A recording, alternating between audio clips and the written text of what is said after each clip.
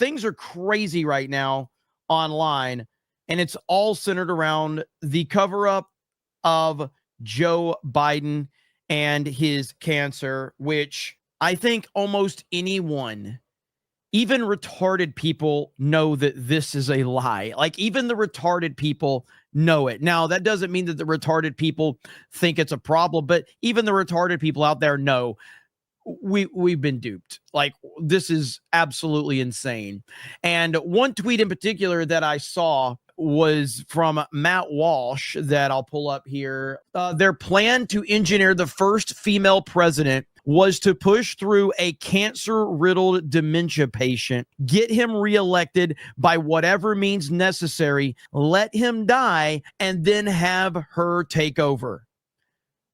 I have never seen a more accurate description of identity politics and how evil it is. This is the most accurate and on point description of what their plan is. I think everybody needs to thank President Trump. Make him king at this point. If it wasn't for President Trump, this is what we would have gotten for the next 4 years.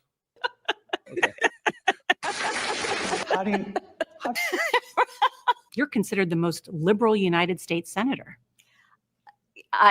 Somebody said that, and it actually was Mike Pence on the debate stage. But yeah, well, actually, the nonpartisan GovTrack has rated you as the most liberal senator. Let's talk about packing. You once again gave a non-answer. Joe Biden gave a non-answer. Trying to answer you the now. American people deserve a straight answer. And is that a socialist or progressive perspective?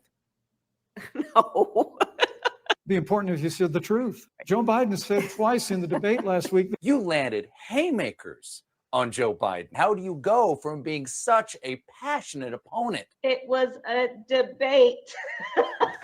Ron Gold has said that he is for the legalization of marijuana recreationally. Your thoughts on that? That he is entitled to his opinion. So if it was legalized all throughout the country and medicinal, would you do it? Listen, again? I think that it gives a lot of people joy, and we need more joy. My goodness, that is what Donald Trump stopped. Not only her, he also stopped Hillary, King him, or Emperor. I'm okay with Emperor Trump. So yeah, that's what Trump stopped right there. And going back to Matt Walsh's tweet one more time, their plan to engineer the first female president was to push through a cancer-riddled dementia patient, get him reelected by whatever means necessary, let him die, and then have her take over. That is exactly what the plan was. And on top of that, look at here. Listen to this on Morning Joe. Again, we all remember Joe Scarborough said that Biden was the sharpest version of Biden we've ever seen. He's never been better, yada, yada, yada. We heard that time and time again. I've played that clip many a times. This is this morning on Morning Joe. You believe it is likely, if this prostate cancer has spread to the bone, that he could have had it for up to a decade, but certainly it's likely. Would it be fair to say it's likely to have had this for at least several years? Oh, more than several years. You don't get prostate cancer. So again, I just want to stop you. So this is not speculation. If you have prostate cancer, bro, there's no you know what speculation was? Everything you've said for the last decade, Joe Scarborough, has been speculation because you have had absolutely nothing to base anything you've said off of it. You've had no basis for any of it, yet you've spewed nonsense, primarily about Donald Trump. Cancer that is spread to the bone, then he's most certainly, you were saying, had it when he was president of the United States. Oh, yeah. He did not develop it in the last 100, 200 days. He had it while he was president. He probably had it at the start of his presidency in 2021. Yes, that I don't think there's any disagreement about that. And I'm just curious again, if your doctor to a president of the United States that is a male, that is an older man, would a prostate test, and again, we're just talking about a PSA screening, a blood test that you could do along with all the other blood tests. It's not even that it would be intrusive. Would this not be one of the first tests that you would conduct as a White House doctor? If you're a White House doctor in this situation, I think you would certainly discuss it with the president and talk about the pros and cons. I think if you then ask, well, if President Biden says, well, if I'm your father, which patients often do, what would you recommend?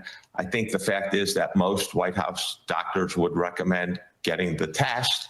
And again, the evidence is, look at President Obama, President Bush, younger than President Biden, and they both got the test.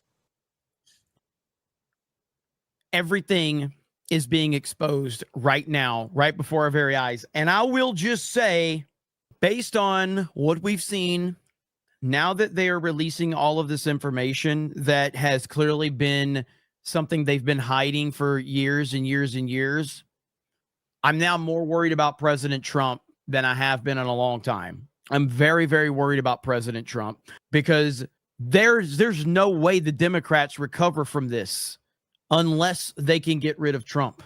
Trump is the one thing that has stopped them from completely destroying this country. He's the one thing. He's the one person that has stopped all of this. This is absolutely insane. Without Trump, we would be looking at Democrats dominating the United States of America, destroying the United States of America, bringing in illegal immigration, destroying everything that this country has stood for.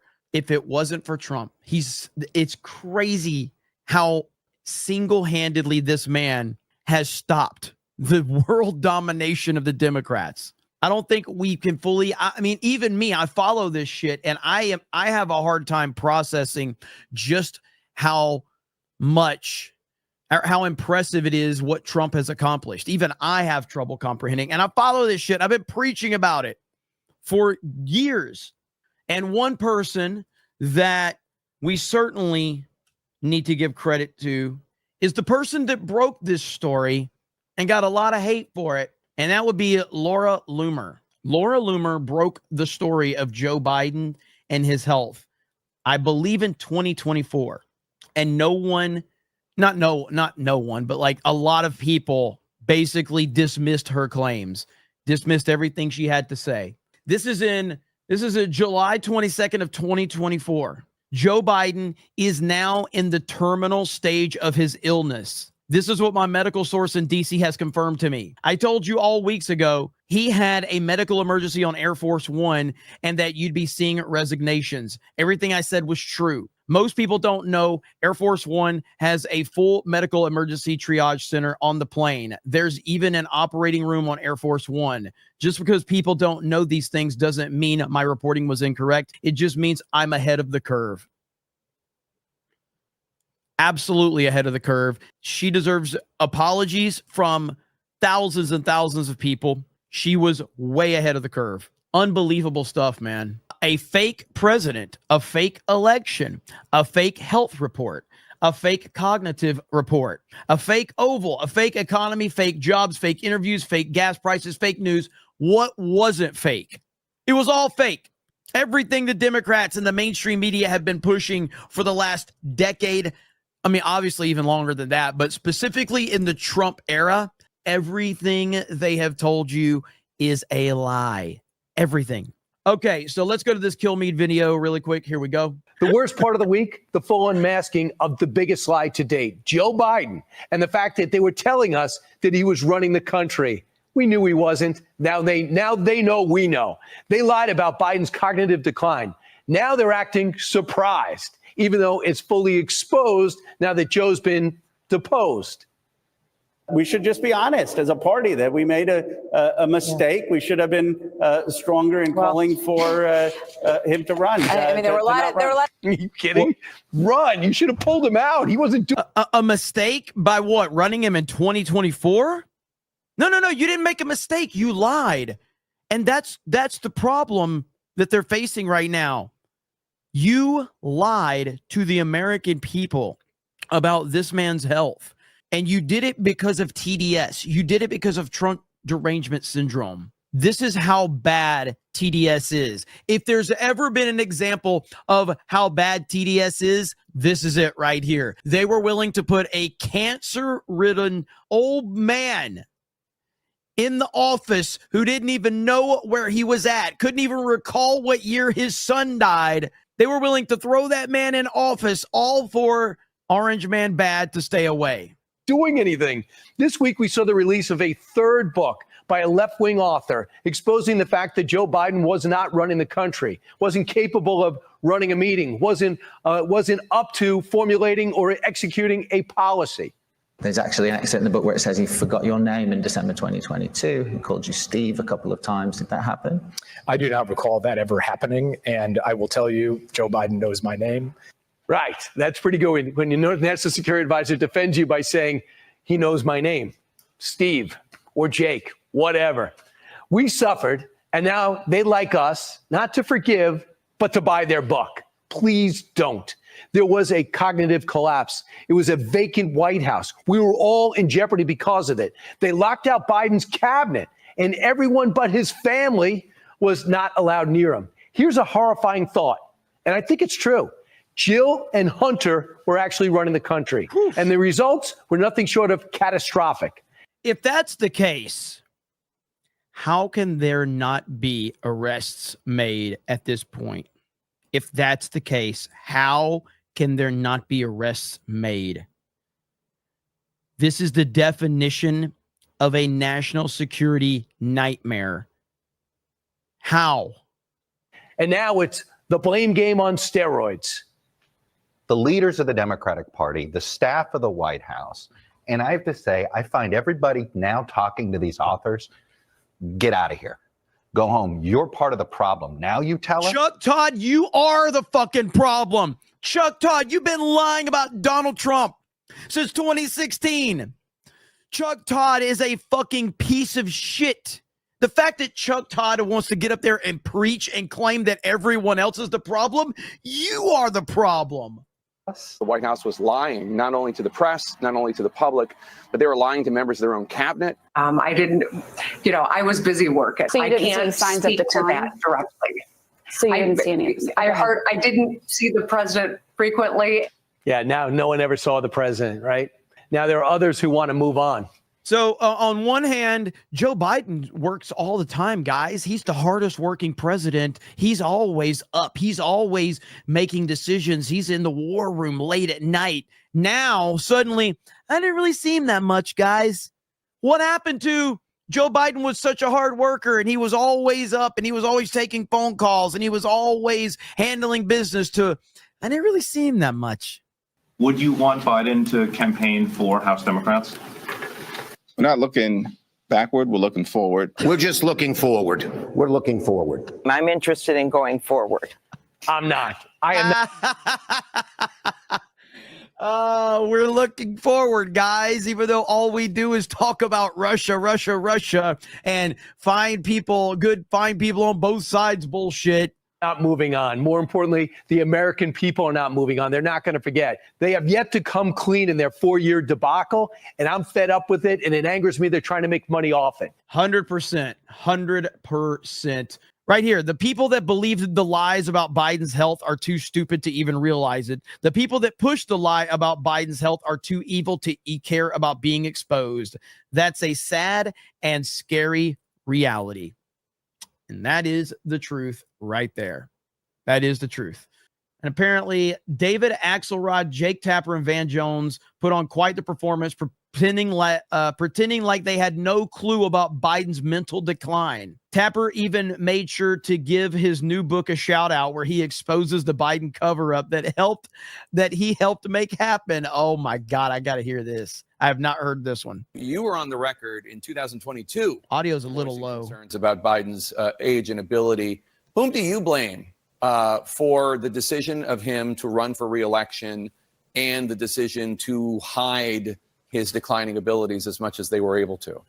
Well, look, at the top end, you have to blame him because he made the decision, but he was, and your book reflects this in many different ways, he was shielded by a coterie of advisors and his family. They were in this confirmation bubble, and they tried to shield the world from his decline, and they tried to shield him from his own standing. And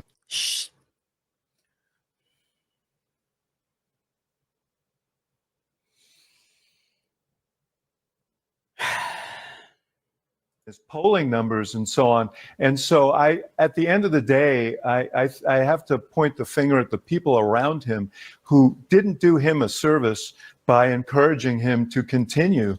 I think it was obvious to the public. It may not have been obvious to a lot of politicians. I actually think it was, but it wasn't politically wasn't politically wise in their judgment to speak out.